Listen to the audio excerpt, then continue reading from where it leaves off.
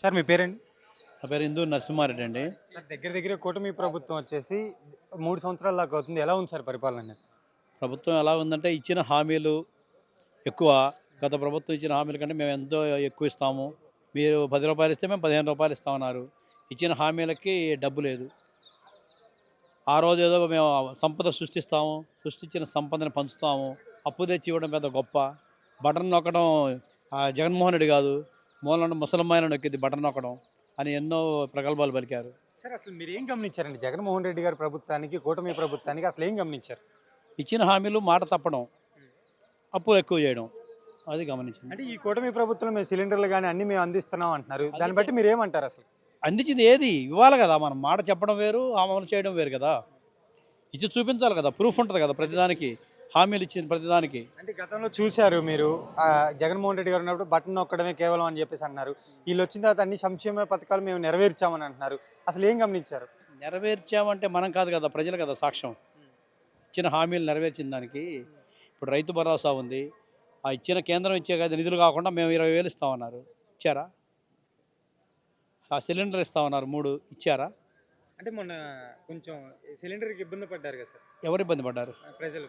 అవును. గవర్నమెంట్ ఎందుకు స్పందించలేదంటారు? అది గవర్నమెంట్ సరే ఇదంటే ఓకే, యుద్ధము, ఈ స్పందన, ఈ సప్లై అంటే వేరు. ఇప్పుడు ఇచ్చిన అనిశ్చితి వేరు. ఎల్పిజి ఏదో షార్టేజ్ ఇది వేరు. అంతకు ముందు ఇచ్చిన ఫ్రీ సిలిండర్ల గురించి మనం మాట్లాడేది. ఈ ఎల్పిజి సిలిండర్ ఇది సహజం, అన్ని దేశాలకు ఉంటుంది, కొంచెం ఇబ్బంది ఉంటుంది. అది మనం స్పందించి ఉమ్మడి గవర్నమెంట్ కాబట్టి మనం ఎలక్ట్రిక్ చేసుకొని నిత్యావసరాలు ప్రజలకు ముందు అందియాలి. సరే అలా వాళ్ళ పార్టీ నాయకులే భారతి గారి మీద ఇలా అనడం, వైఎస్ జగన్మోహన్ రెడ్డి మాజీ సీఎం గారి మీద మీరు ఎలా భావిస్తున్నారు? భారతి గారి మీద భారతి గారు ఏ రోజు కూడా ఇన్వాల్వ్ అవ్వలేదు.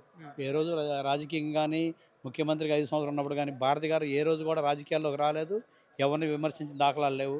లేదంటే డైవర్షన్ పాలిటిక్స్లో భాగంగా వీళ్ళ మీద వ్యతిరేకత వచ్చినప్పుడల్లా, ఈ లడ్డు ఇష్యూ కానీ, ఇది వచ్చినప్పుడు కానీ, ఈ షర్మిల కానీ తీసుకురావడం కానీ, డైవర్షన్ పాలిటిక్స్లో భాగంగా చేస్తున్నారు. అంటే మహిళలకి ఎటువంటి రక్షణ అయినా మేము ఇస్తాం అంటున్నారు. భారతి గారి మరి విషయం జరిగినప్పుడు మరి ఎమ్మెల్యేలను ఎందుకు స్పందించలేదంటారు చంద్రబాబు నాయుడు గారు?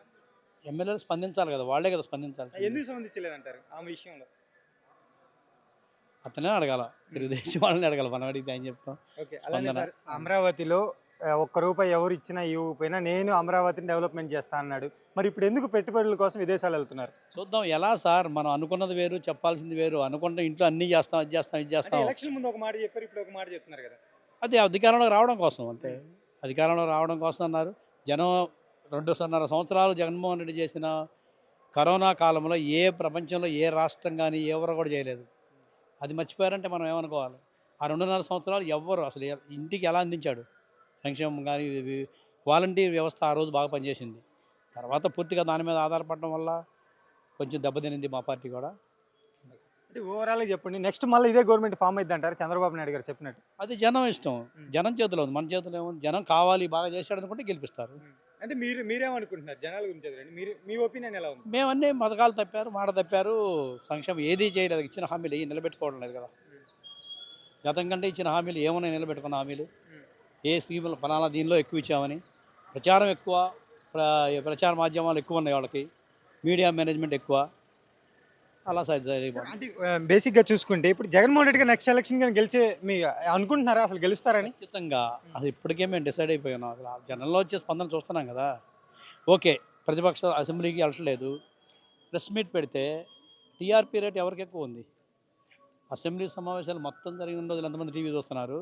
జగన్మోహన్ రెడ్డి గారు చేసిన ప్రెస్ మీట్ పెట్టినారు 3 గంటలు ఎంతమంది చూస్తున్నారు చూడండి.